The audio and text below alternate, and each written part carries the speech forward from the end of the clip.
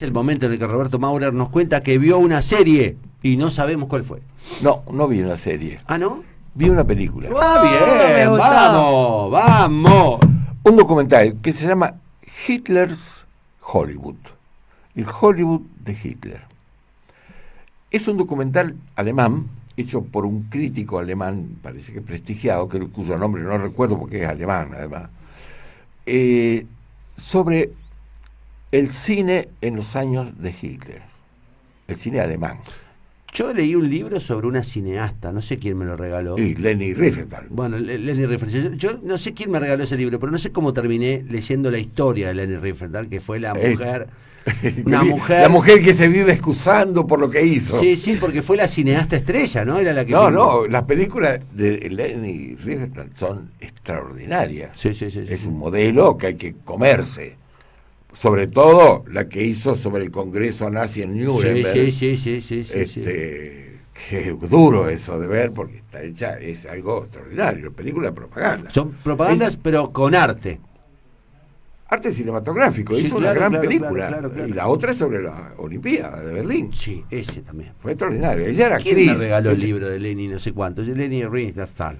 Bueno, esto es un cine, digamos, que es desconocido, obviamente, porque pertenece a la Alemania de Hitler, porque entre 1933 y el fin de la guerra, en 45, se hicieron 1000 películas. Claro, era una industria. La UFA era una industria muy poderosa. La UFA competía, ya de antes de Hitler, digamos, competía con Hollywood, con competencia comercial. Cuando vino el negocio, armaron una industria muy grande. Hay un libro, porque esta película es como la continuación del libro, un libro canónico de Siegfried Kracauer, un hombre ligado a la escuela de Frankfurt, mire dónde estamos. Para atrás, sí. Kracauer hizo un libro que es de lectura imprescindible para quien le interese el cine, pero hasta el 33, se llama De Caligari a Hitler. Yo lo leí. El único problema con ese libro es decir que es muy interesante porque analiza las tendencias invisibles de la sociedad alemana, así las tendencias autoritarias, en cierto sentido, sí, adhesiones a mitologías. Él analiza lo que después desembocó en el nazismo, Kracauer. Es decir, eso ya estaba, la semilla estaba. El problema es que él va analizando película por película y uno no las vio. Si no ves la película, claro, chao. es imposible hablar, sí. Entonces, este documental Que está muy comienza bien, con la cita de Kracauer y lo cita varias veces. Es como la continuación.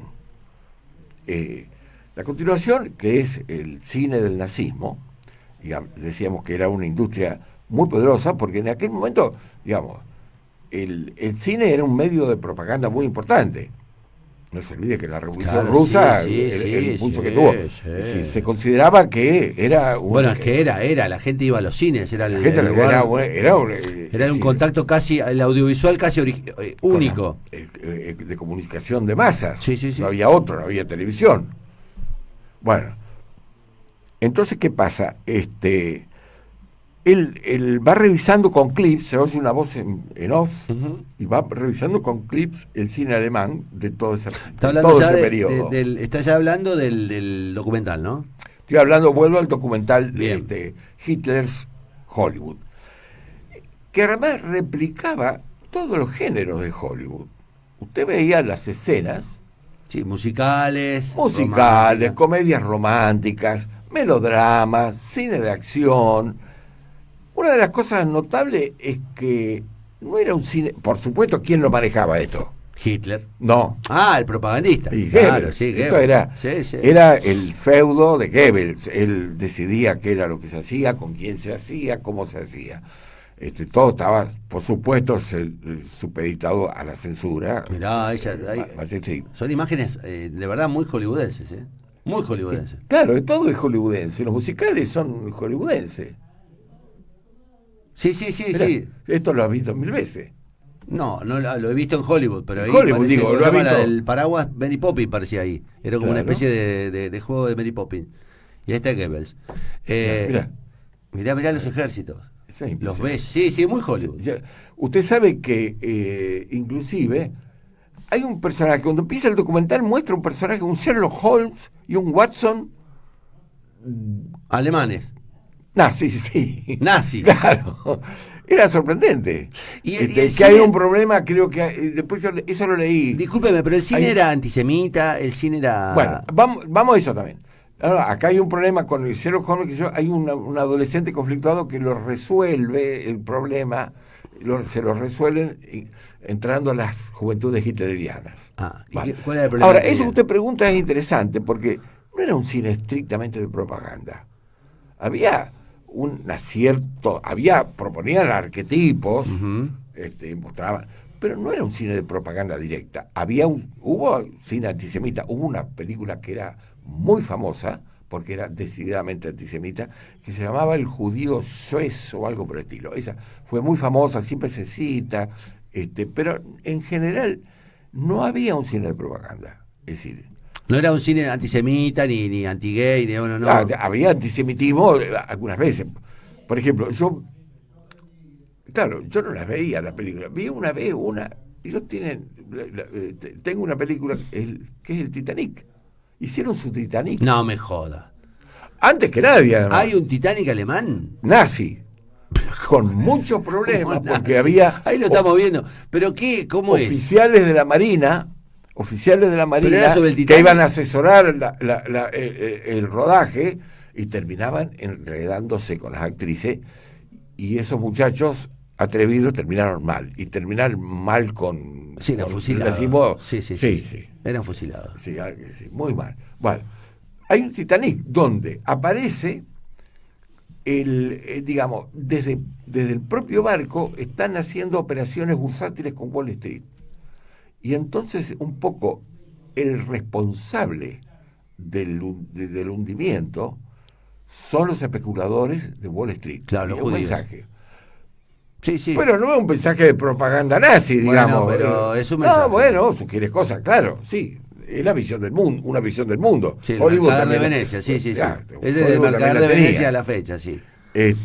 Pero no hay, porque por ejemplo, yo también pude ver una película anterior al nazismo, que está dentro del libro de Krakauer, sobre esto, eso se descubría ahí. Existe un género que yo desconocía, que es el montañismo.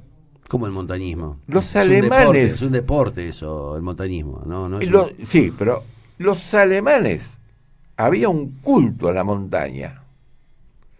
Es una película Bueno, donde trabaja Leni Riefenstahl, que usted la mencionó, Ajá, que era sí, actriz, sí. no pudo seguir actuando, era una estrella, era del pre-nazi, antes de los nazis, que tuvo un problema con una pierna y quedó, Sí. quedó renga.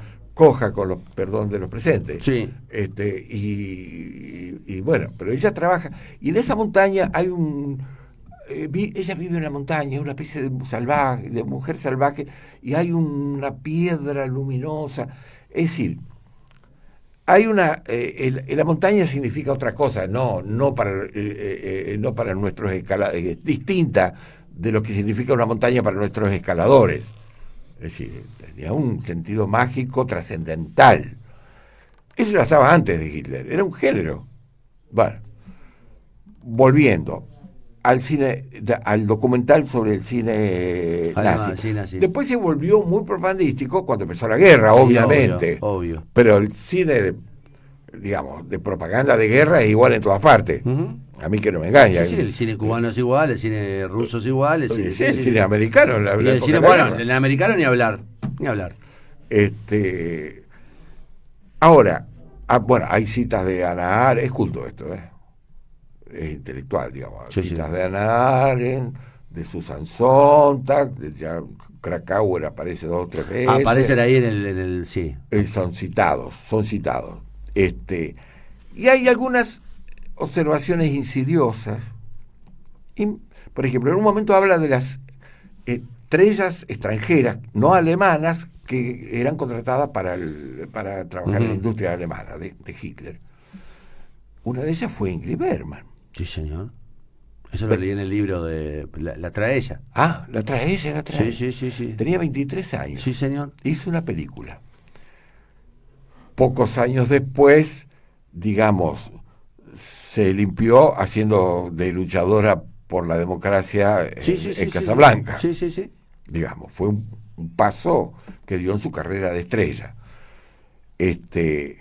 También hacen la película hace una observación insidiosa acerca de Douglas Sirk. Douglas Sirk, ese es su nombre no alemán, el nombre con el cual triunfó en Hollywood.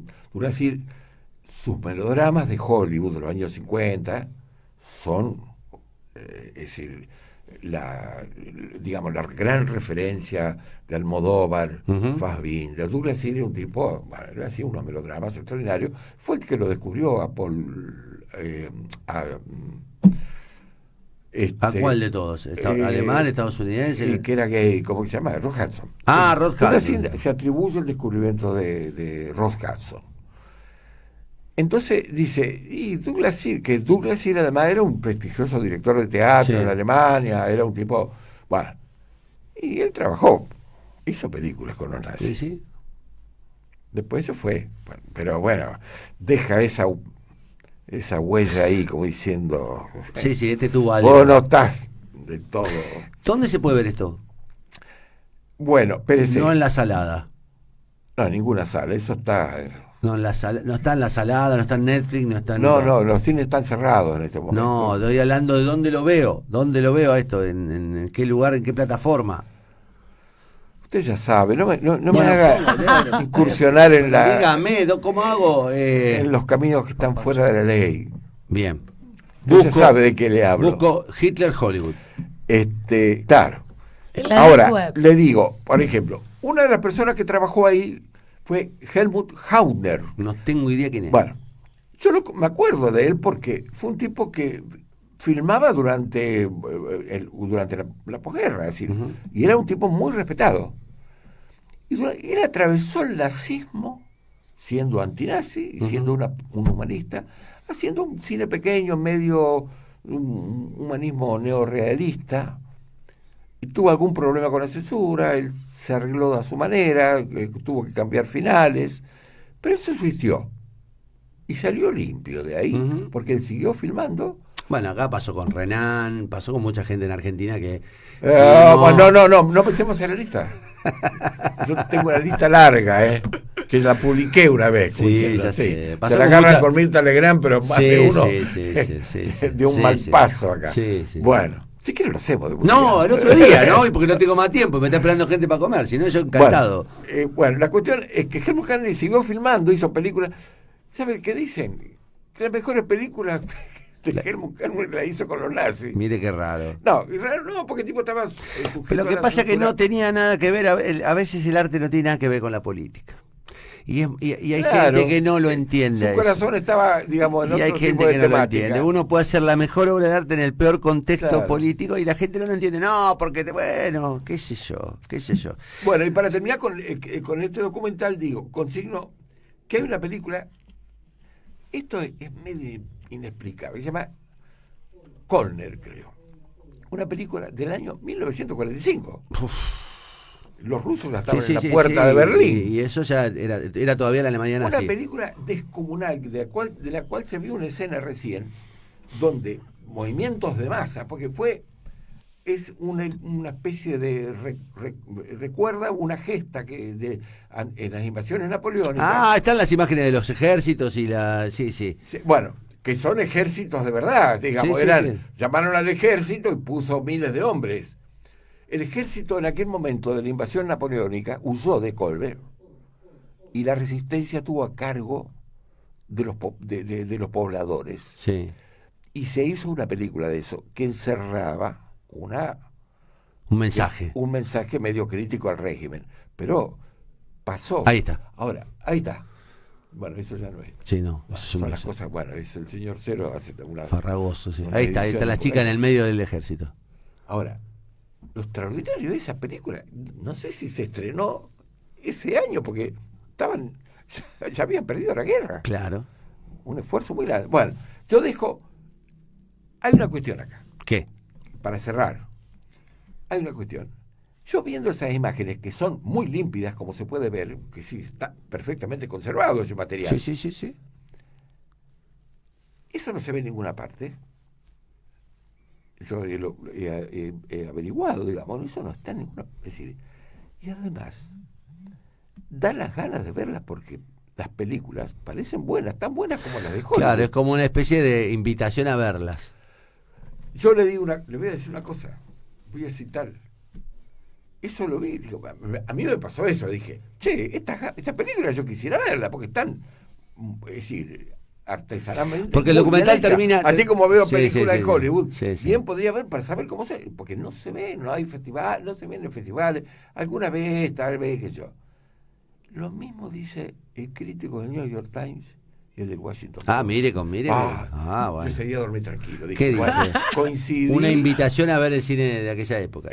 No, está tan bien conservado. La película, decía lo mismo que digo yo, es decir, que las películas parecen buenas, además, te dan ganas de verlas al menos. Con respecto, y no se pueden ver. Con respecto a lo que decías del material bien conservado, Roberto, por un momento, al principio, cuando empezaban las imágenes, tenía que identificar bien si no se trataba de actrices de ahora representando las películas o si era de la película. No, porque son clips, son muy breves. Claro. No. Porque además, una cosa. Pero esa del beso es muy nítida. ¿Y esta? ¿Qué pensaba uno cuando viendo esto?